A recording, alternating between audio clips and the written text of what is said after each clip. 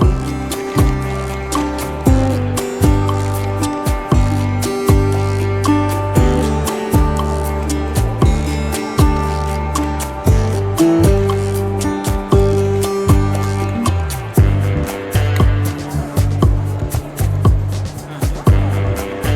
Contali.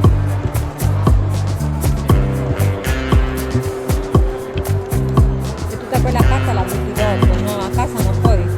Poi che altro c'è dentro la c'è una cosa qui sotto.